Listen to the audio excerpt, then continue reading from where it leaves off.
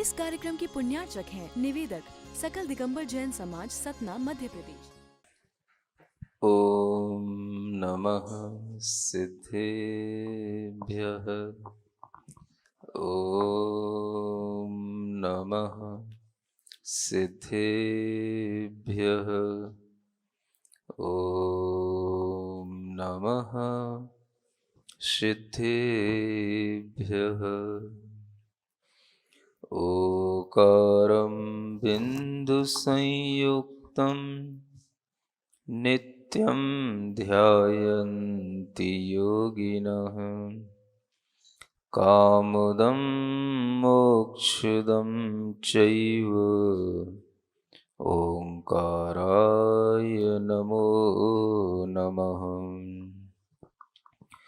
अर्हमित्यक्षरं ब्रह्म वाचकं परमेष्ठिनः। सिद्धचक्रस्य सद्बीजं सर्वतः प्रणमाम्यहम्। अनंतानंत सिद्ध परमेष्ठी भगवान की जय। देवादिदेव 1008 श्री शांतिनाथ भगवान की जय। वर्तमान शासन नायक श्री वर्धमान महावीर भगवान की जय। परम पूज्य आचार्य गुरुवर श्री विद्यासागर जी महाराज की जय। और हम ध्यान प्रणेता मुनि श्री प्रणम सागर जी महाराज की जय। समस्त मुनि संघ की जय। धर्म प्रेमी भव्यात्माओं, प्रतिदिन की भांति आज आपके समक्ष राजा श्रेणिक के माध्यम से प्रश्न पूछा गया है और भगवान के ज्ञान में जो भी पदार्थ झलकते हैं और भगवान जिस तरह से उपदेश देकर के अनेक शिष्यों को उसका ज्ञान कराते हैं, वही ज्ञान परंपरा से प्राप्त होता हुआ प्रवाहित होता रहता है और जितनी भी चर्चाएं की जाती हैं सब उसी ज्ञान के आधार पर की जाती हैं। वर्तमान में न हमने समोशरण देखा है, न हमने भगवान को देखा है, लेकिन फिर भी जिन्हें तीर्थंकर भगवान के प्रति श्रद्धा होती है वे भगवान को भी देखते हैं, भगवान का दर्शन भी करते हैं, भगवान के समोशरण में भी जाते हैं और भगवान से प्रश्न भी पूछा करते हैं। और जब प्रश्न पूछते हैं तो उन्हें समाधान भी प्राप्त होते हैं। जब हम भगवान की भक्ति करते हैं तो उस भक्ति करते हुए हमें अनेक तरह के उन भगवान के स्वरूप दिखाई देते हैं और उन अनेकों स्वरूपों में दो स्वरूप प्रमुख हुआ करते हैं, एक अरिहंत भगवान का स्वरूप और एक सिद्ध भगवान का स्वरूप। अरिहंत भगवान के बारे में अक्सर लोग जानते हैं, चर्चा करते हैं और अरिहंत भगवान का दर्शन भी करते हैं, भक्ति भी करते हैं और उनकी भक्ति करने में मन भी लगता है क्योंकि उनका शरीर हमें दिखाई देता है, वह सशरीरी होते हैं। सिद्ध भगवान की भक्ति करना, सिद्ध भगवान के बारे में जानना, सिद्ध भगवान के गुणों में उत्सुक होना, ये थोड़ा सा कम होता है। उस कमी की पूर्ति करते हुए ही यहाँ पर यह प्रयास किया जा रहा है और आपको निरंतर सिद्ध भगवान के विषय में कुछ चर्चा करते हुए कहा जा रहा है। सिद्ध भगवान की भक्ति करते हुए आचार्य पूज्यपाद महाराज ने जो बात कही है उसी को आपके सामने प्रतिदिन रखा जाता है। कल भी आपने सुना था कि भगवान को किसी भी प्रकार के व्यंजनों से, अन्नपान आदि से कोई प्रयोजन नहीं रहता है क्योंकि उनके अंदर क्षुधा, तृषा आदि का अभाव हो चुका होता है। इसी तरह से आचार्य आगे कहते हैं कि भगवान के लिए किसी भी अशुचि पदार्थ का स्पर्श नहीं होने से नार्थ क्षुत्रड विनाशात विविध रसयुतैरन्नपानै अशुच्या, न स्पृष्टेर गंधमाल्य ही। आज आचार्य पूज्यपाद के इन शब्दों की ओर देखते हैं कि किसी भी प्रकार के असुचि पदार्थ से उनका स्पर्श नहीं होने से, अर्थात असुचिता का किसी भी प्रकार से कोई भी उन भगवान को छूना नहीं होता या कोई असुचि पदार्थ उन भगवान को छू नहीं पाते। इसलिए उन्हें किसी भी प्रकार के गंधमाला, पुष्पमाला, गंध, सुगंध आदि की कोई जरूरत नहीं रह जाती। यहां हेतु बताए जा रहे हैं, भगवान के चरणों में जब हम जाते हैं, उनकी पूजा करते हैं, तो हम शायद इन सब चीजों का उनके चरणों में क्षेपण भी करते हैं। विशेष रूप से आप लोग जब पूजा करते हैं, भगवान के सशरीर अवस्था की पूजा करते हैं, अरिहंत भगवान की पूजा करते हैं, और जब भगवान का स्वरूप सिद्ध अवस्था में भी आपको समझ में आता है तो आप उनकी भी पूजा करते हैं। और ये पूजा के द्रव्य भी होते हैं, और हम जितने भी द्रव्य पूजा के चढ़ाते हैं, उन पूजा के द्रव्यों से भगवान को कोई प्रयोजन नहीं होता है। चाहे हम विविध प्रकार के व्यंजन चढ़ाएं, नैवेद्य चढ़ाएं, अन्नपान आदि चढ़ाएं, उनसे भी उनको कोई प्रयोजन नहीं होता। और भगवान के लिए किसी भी प्रकार की गंध आदि से भी कोई प्रयोजन नहीं होता। किसी भी तरह की फूलमाला, पुष्पमाला, सुगंधित पदार्थ, इन पदार्थों से भी भगवान को कोई प्रयोजन नहीं होता, क्योंकि भगवान के अंदर किसी भी प्रकार की कोई असुचिता नहीं बची है। यहां कारण बताया जा रहा है, जब भी हम अपनी घ्राण इंद्री के माध्यम से गंध, फूल आदि का सेवन करते हैं, तो उसके पीछे एक भीतर का जो कारण रहता है, वो कारण यहां बताया जा रहा है। जब हमें किसी भी असुचिता का स्पर्श होता है, तब हम इस तरह की सुगंधित चीजों का इस्तेमाल करते हैं। जब हमें अपने शरीर से भी असुचिता का भान होने लग जाता है, तब हम इस तरह की गंधों का इस्तेमाल करते हैं। पुष्पमालाएं, फूलों की मालाएं, तरह तरह के चंदन, केसर आदि की सुगंधें, इन पदार्थों का इस्तेमाल व्यक्ति कब करता है?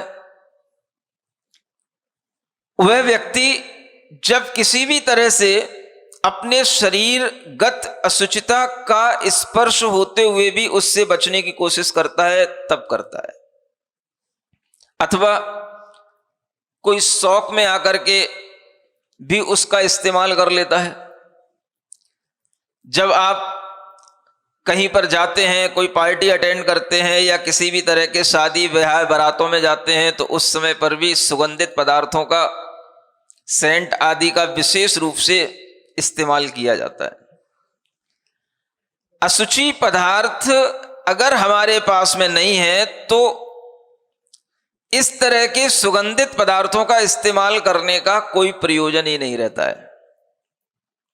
यानी जब भी आपको किसी भी तरह की सुगंधित पदार्थों की आवश्यकता पड़ेगी, तो आपके अंदर कहीं ना कहीं भीतर एक भाव होगा कि हमें जो मिल रहा है उससे और अच्छी सुगंधि की प्राप्ति हो। और ये भाव सिद्धों में नहीं होता, भगवंतों में नहीं होता।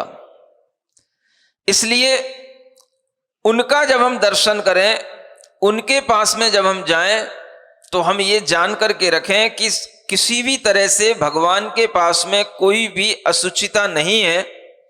इसलिए उन्हें किसी भी प्रकार के गंध लेपन या सुगंधित पदार्थों का ग्रहण करने की कोई आवश्यकता नहीं है। लेकिन हम भगवान के पास में हर वो पदार्थ चढ़ाते हैं जो हम अपने लिए उपयोग में लाते हैं और भगवान के किसी उपयोग में नहीं होते हैं। आपने भोजन पानी चढ़ा दिया नैवेद्य के रूप में, सुगंधित चंदन भी चढ़ाया जाता है। भव आताप विनाशनाय चंदनम निर्वपामीति स्वाहा। ये आपने सुगंधित चंदन चढ़ाया भगवान के चरणों में, किस लिए? चंदन अगर भगवान के चरणों में चढ़ाया तो वह भगवान के लिए चंदन ही आपने अर्पित क्यों किया? वह सुगंधित पदार्थ ही आपने क्यों अर्पित किए? उस समय पर आपके ज्ञान में आना चाहिए कि जिन जिन पदार्थों से भगवान का संबंध छूट गया है, हम वही पदार्थ भगवान के चरणों में चढ़ा रहे हैं। जिन जिन पदार्थों से भगवान के लिए अब कोई प्रयोजन नहीं रहा है, हम उन्हीं पदार्थों को भगवान के चरणों में समर्पित कर रहे हैं। ये ज्ञान लेने के लिए कि हे भगवान, आपका इन पदार्थों से कोई प्रयोजन नहीं रहा है, ये ज्ञान भी, ये स्मरण भी हमें भगवान के इस तरह की पूजा की विधि से आता है। समझ रहे हैं ना आप लोग? आप क्या समझते हैं जब भगवान की पूजा करते हैं? हमने बहुत ही महत्वपूर्ण या बहुत ही मूल्यवान अगर हमने कोई पदार्थ चढ़ा दिया है तो भगवान के लिए ज्यादा प्रसन्नता हो जाएगी, ज्यादा भगवान खुश हो जाएंगे। आप ये समझते हैं। जबकि ज्ञानी लोग कभी भी जब भगवान की विवेकपूर्ण पूजन करते हैं तो क्या समझ के करते हैं? हम चाहे अक्षत चढ़ाएं, चाहे चंदन चढ़ाएं, चाहे हम किसी भी तरह के नैवेद्य चढ़ाएं, उसके पीछे का प्रयोजन क्या होता है? यह याद आना, यह स्मरण आना कि हम भगवान को जो चीजें समर्पित कर रहे हैं वो भगवान के किसी भी काम की नहीं है और भगवान को उन चीजों से कोई प्रयोजन नहीं रहा है। इसलिए हे भगवान, ये चीजें आपके लिए प्रयोजनी नहीं है, इसलिए आपके चरणों में छोड़ी जा रही हैं। कौन सी चीजें भगवान के चरणों में छोड़ी जाती हैं? जिनसे भगवान को कोई प्रयोजन नहीं रहा। पूजा करते करते शायद उम्र पूरी होने वाली होगी, लेकिन जब भी हम जल, चंदन, अक्षत, नैवेद्य, धूप आदि कोई भी चीजें चढ़ाते हैं तो उस समय पर हमारे ज्ञान में ये वाली बात आती नहीं है। हम क्या सोचते हैं कि अगर हम भगवान के चरणों में धूप चढ़ाएंगे तो हमारे अष्ट कर्म दहन हो जाएंगे। समझ में आ रहा है? इसलिए हम क्या बोलते हैं? अष्ट कर्म दहनाय धूपम निर्वपामीति, भव आताप विनाशनाय चंदनम निर्वपामीति स्वाहा। तो हमारे लिए कारण क्या समझ में आता है कि भगवान के चरणों में चंदन चढ़ाने से संसार ताप का विनाश होता है। भगवान के चरणों में धूप आदि सुगंधित पदार्थों का क्षेपण करने से अष्ट कर्मों का नाश होता है। यही तो ज्ञान में आता है। अगर आपने बिना ज्ञान की पूजा की होगी तो ये भी ज्ञान में नहीं आएगा।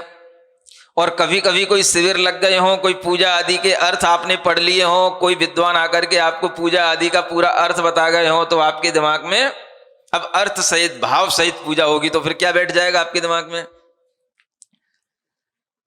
क्यों पंडित जी? पूजा के जब अर्थ बताए जाएंगे तब क्या पढ़ाया जाएगा?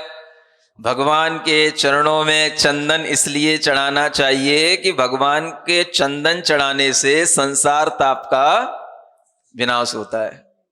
धूप इसलिए चढ़ाना चाहिए कि अष्ट कर्मों का नाश होता है। क्या धूप चढ़ाने से ही अष्ट कर्म का नाश होता है? और कोई चीज चढ़ाओगे तो नहीं होगा। अगर आपने नैवेद्य चढ़ाते हुए बोल दिया अष्टकर्म विनाशनाय नैवेद्यम निरुपामीति स्वाहा, तो क्या होगा? बोलो बोलो। पूजा गलत हो जाएगी। क्या कहोगे? इसको पूजा करना भी नहीं आता, ऐसे ही बोला जाएगा ना। अगर आपने बोल दिया संसार ताप विनाशनाय नैवेद्यम निरुपामीति स्वाहा, तो भी कहा जाएगा तुम्हें पूजा के अर्घ बोलना नहीं आता। अब आप सोचो, हम जिस तरह से चीजों को सीख लिए हैं, हम अपनी धारणा को जिस तरह से बना लिए हैं, हमारी धारणा एक एक अर्घ के प्रति भी बिल्कुल वैसी की वैसी बन चुकी है। अगर हमने कहीं एक अर्घ के लिए प्रयोजन दूसरा बदल दिया तो हमें लगता है कि हमने गलत कर दिया। संसार ताप विनाशना ये प्रयोजन है, और अगर वो प्रयोजन कहीं नैवेद्य के साथ जुड़ गया कि दीपक के साथ जुड़ गया तो आपकी पूजा गलत मानी जाएगी। आपको लगेगा हमने आज गलत पूजा कर ली। हो सकता है कि आपको इतना गलत लगे कि आप हमसे आकर के कहने लगो महाराज आज हमसे पूजा में गलती हो गई, कोई प्रायश्चित दे दो। बात बात पे लोग चले जाते हैं प्रायश्चित लेने के लिए। ये दोष लग गया, आज हम भगवान की पूजा करते हुए चंदन बाद में चढ़ा पाए, पहले हमने अक्षत चढ़ा दिए, चंदन हमने बाद में चढ़ाया, महाराज दोष लग गया। कितनी सावधानी से आप भगवान की पूजा करते हो, कितनी जागृति से आप भगवान की पूजा करते हो, कितने याद किए हुए पढ़े लिखे तरीके से आप भगवान की पूजा करते हो। इतने सदे हुए तरीके से अगर आप भगवान की पूजा करोगे तो लगता है कि आपकी पूजा सार्थक होगी। पूजा के साथ साथ भक्ति का भी एक प्रवाह होना चाहिए, और पूजा के साथ साथ अगर भक्ति का भाव होता है तो फिर उस भक्ति के भाव में गणित नहीं चलता है। ये सब क्या है? ये सब गणित है। संसार ताप विनाशनाय चंद्रम निरुपामति स्वाहा, और जल के लिए जन्म जरा मृत्यु विनाशनाय जलम निरुपामति स्वाहा, अष्टकरम दहनाय धूपम निरुपामति स्वाहा, है ना। ये जो आपने बिल्कुल फिक्स पैटर्न बना रखा है, ये आपने गणित बना रखा है, वो गणित आपके दिमाग में बैठ जाता है बिल्कुल।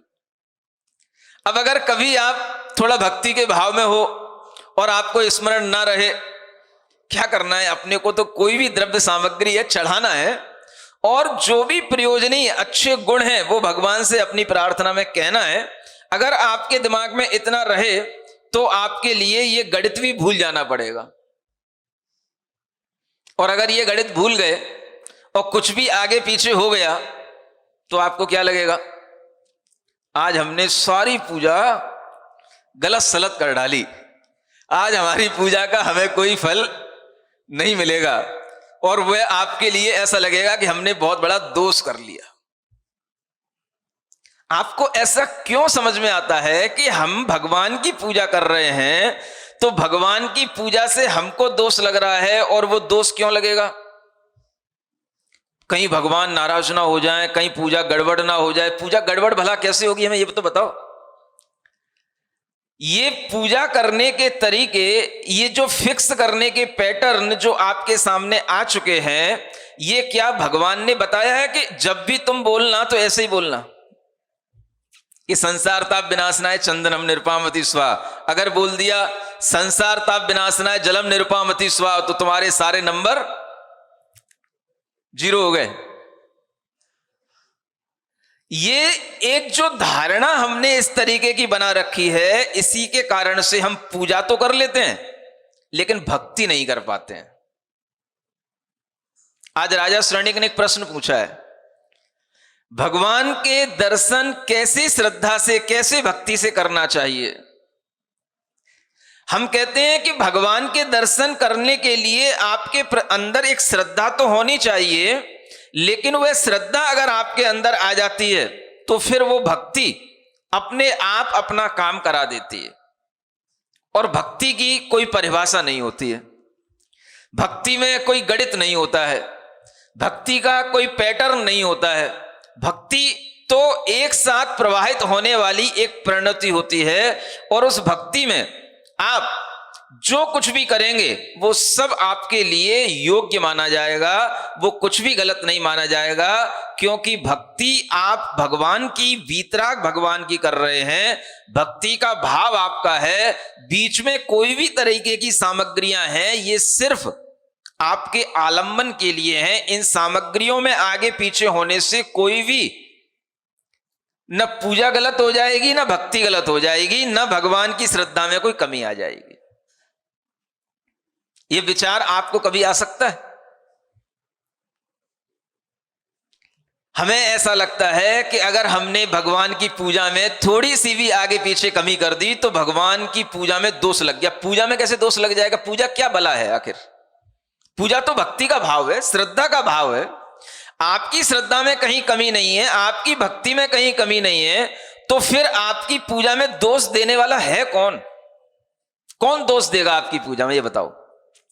भगवान स्वयं देंगे तो भगवान वीतराग हैं, वो स्वयं दोष देंगे नहीं। भाव आपके हैं, भक्ति आपकी है, आप जैसी भक्ति करना चाहो वैसी भक्ति करो। आपको दोष देने वाला है कौन? ये तीसरा व्यक्ति जो बीच में आ जाता है, जो आपके मन में बार बार कह जाता है कि हमें दोष लग गया, हमें दोष लग गया। समझ में आ रहा है कि नहीं आ रहा है?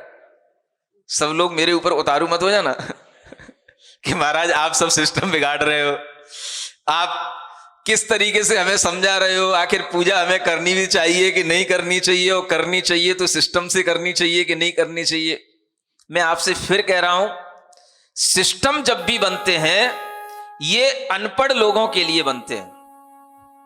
सिस्टम जब भी बनते हैं जिनके अंदर कोई भक्ति नहीं होती है, जिनके अंदर किसी भी प्रकार के भाव नहीं होते हैं, उन्हें उस सिस्टम में ढाल करके चलाने के लिए बनते हैं। लेकिन जिनके अंदर भक्ति होती है, जिनके अंदर अपनी स्वस्फूर्त भावनाएं होती हैं, उनके लिए कोई सिस्टम नहीं होते हैं, कोई पैटर्न नहीं होते हैं। भगवान की भक्ति कोई ऐसा नहीं है कि हम भोजन कर रहे हैं कि भाई पहले हमें भोजन कर लेना चाहिए, फिर बीच में हमें कुछ पी लेना चाहिए, फिर हमें उसके बाद में मीठा खा लेना चाहिए, फिर हमें अंत में सौंफ खा लेनी चाहिए। कोई ये भोजन का पैटर्न है कि हम भगवान को भोजन करा रहे हैं? क्या कर रहे हैं? पैटर्न किस चीज का? भगवान की भक्ति के लिए अगर हमारे भाव उमड़ते हैं तो उन भावों में किसी भी तरह का पैटर्न कोई काम नहीं करता है। आपके सामने ये बाहर से आए हुए आज अतिथिगण बैठे हुए हैं। कौन सी समाज के लोग हैं? अग्रवाल समाज के लोग हैं। समझ आ रहा है? अग्रवाल का मतलब जानते हो क्या होता है?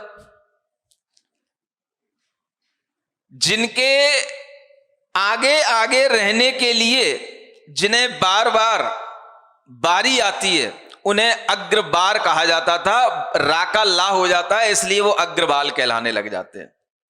जो हर काम में आगे रहें, धर्म कार्य में जिन्हें आगे आने का मौका मिले, उन्हें अग्रबाल कहा जाता है, अग्रबार कहा जाता है। जो भी धर्म काम में आगे आएंगे, आप धर्म काम में पीछे आते हो इसलिए पीछे बैठे हो, ये लोग आगे आ जाते हैं इसलिए ये अग्रवार है। समझ आ रहा है? ये पहले आकर के बैठ जाते हो उसके बाद तुम आते हो। राजा श्रेणिक पहले आ जाते हो उसके बाद तुम आते हो। समझ आ रहा है? जो भगवान के दरबार में आगे आगे आए, जो भगवान का दर्शन करने आगे आगे आए, जो हमेशा उपदेश सुनने के लिए आगे आगे रहें, जो गुरुओं की साधुओं की सेवा करने के लिए आगे आगे रहें, उनको अग्रबाल कहा जाता है, अग्रवार कहा जाता है। अच्छे ढंग से ध्यान रखना। आगे आना है। जब आगे आने की बात आती है तो आगे आने में आपको सबको एक साथ आगे आना है। मान लो आपने एक द्रव्यों की थाली सजा के रखी है या अष्ट द्रव्य की थाली सजी हुई रखी है। समझ आ रहा है? अब जिनको भक्ति करना है उन्हें नहीं पता कि पहले क्या चढ़ाना है बाद में क्या चढ़ाना है। वो क्या करेंगे? वो कोई भी प्लेट उठा लेंगे जिसमें कुछ भी रखा होगा और कोई भी सामग्री किसी के भी हाथ में चढ़ जाएगी और वह उसको चढ़ा देंगे।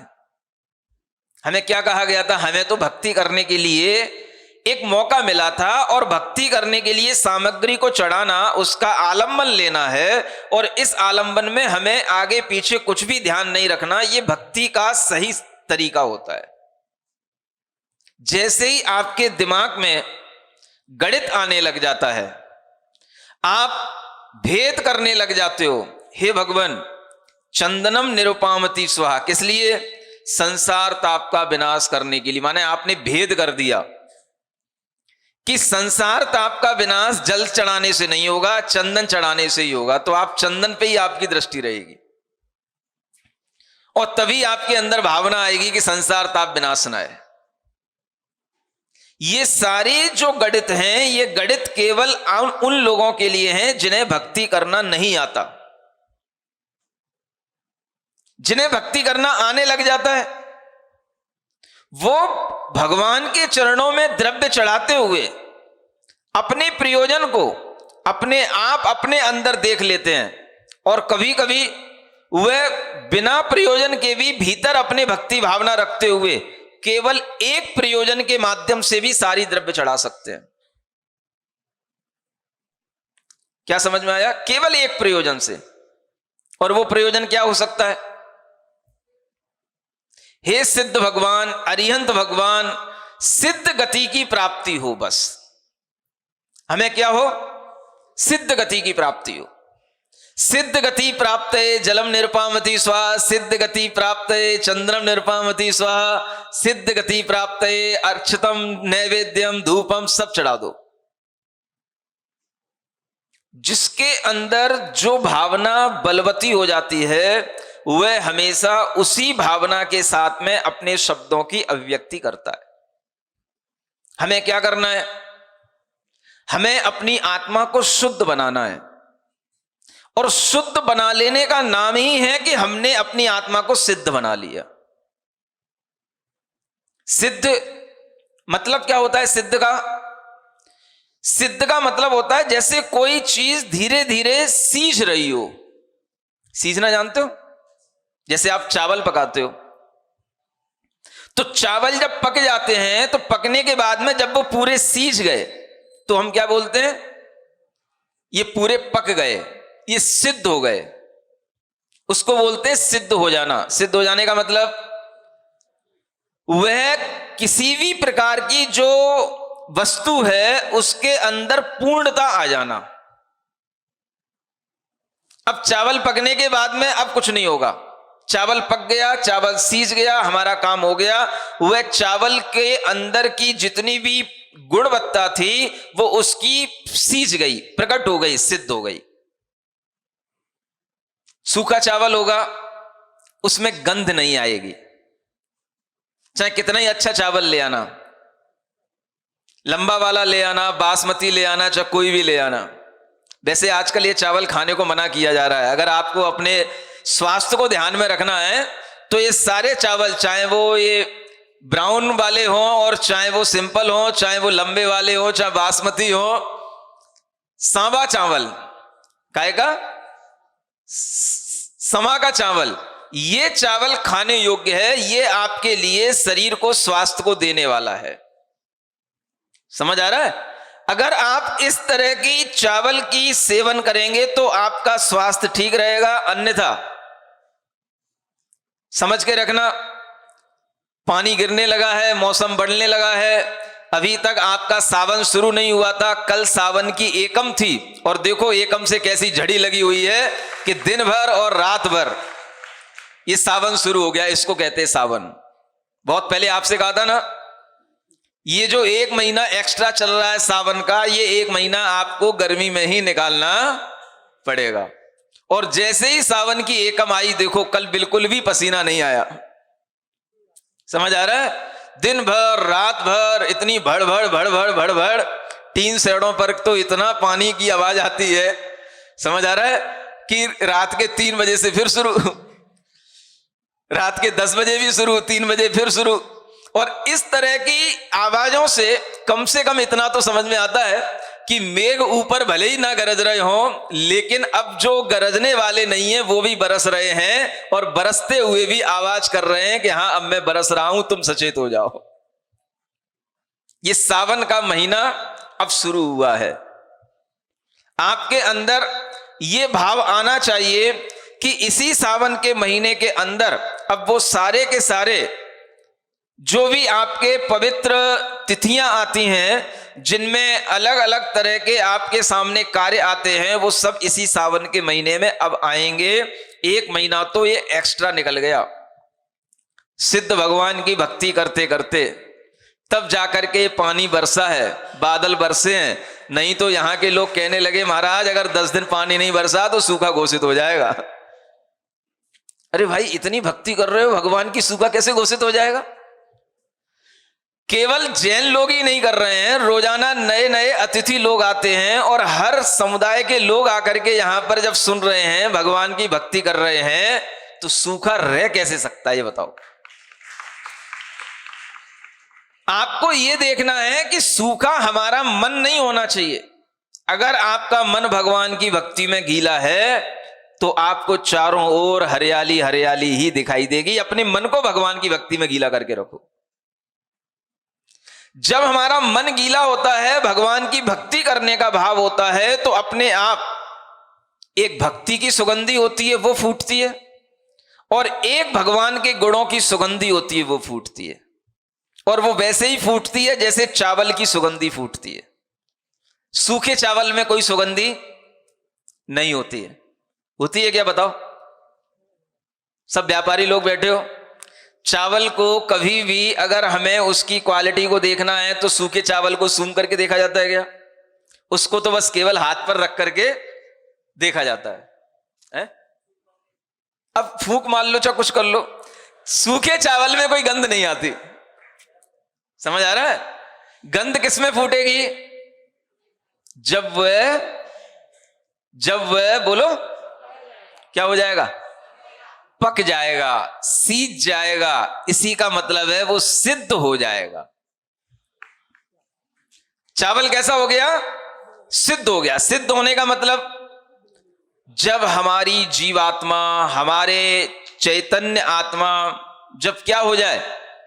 पक जाए, पूरी उसके अंदर से जितनी भी अशुद्धियां हैं वो सब निकल जाएं और वह आत्मा बिल्कुल शुद्ध हो जाए, तो उसके गुण भी ऐसे ही फूटने लग जाते हैं जैसे चावल अगर कुकर में भी पक रहा हो तो उसके अंदर की सीटी से अपने आप चारों ओर ऐसी सुगंध फैलने लग जाती है कि पता पड़ जाता है हाँ भाई ये चावल पक गया है, सीटी आ गई है।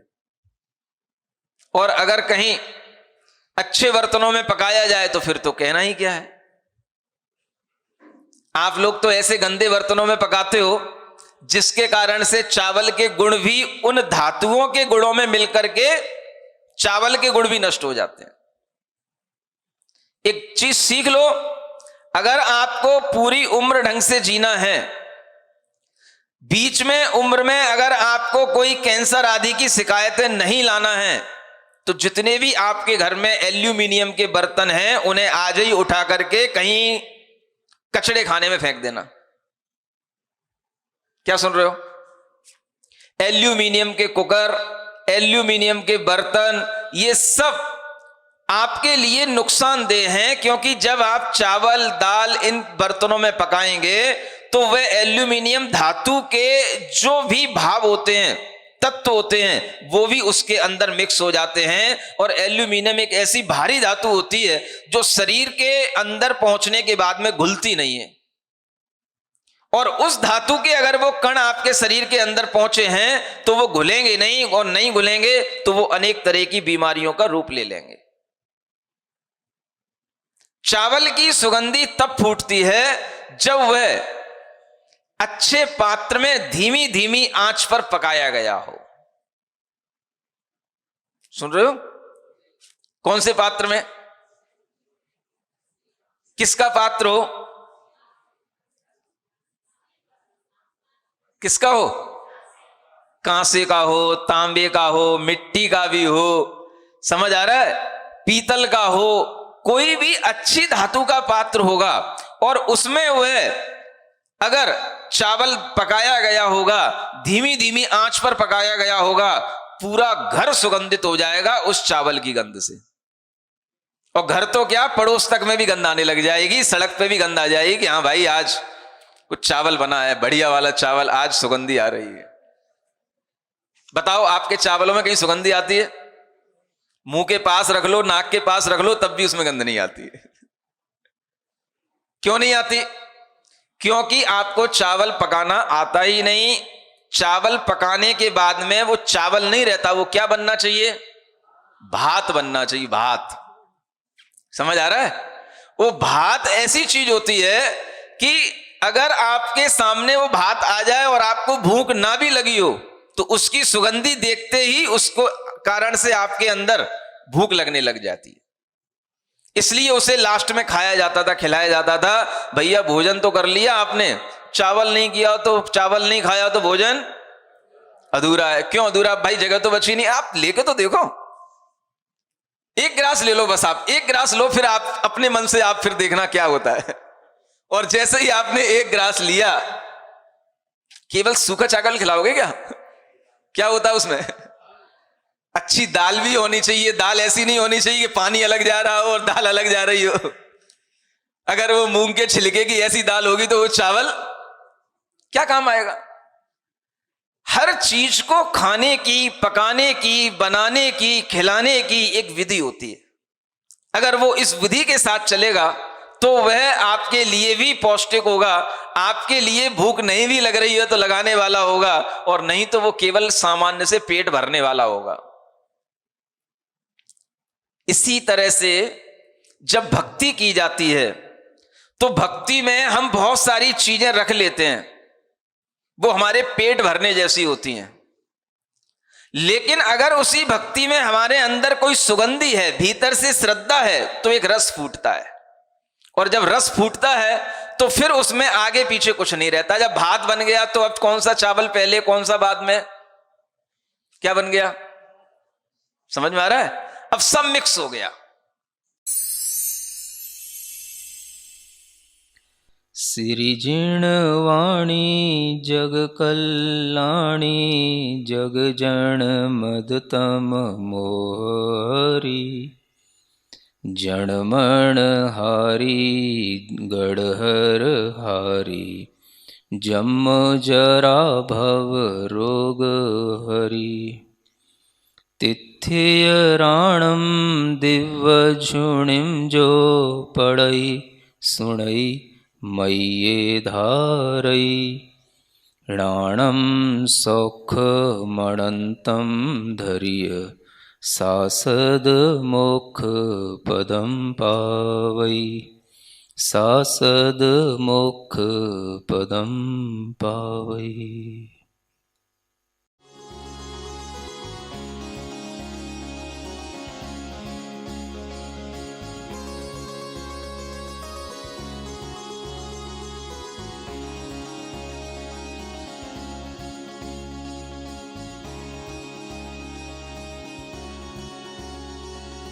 इस कार्यक्रम के पुण्यार्चक थे निवेदक सकल दिगंबर जैन समाज, सतना, मध्य प्रदेश।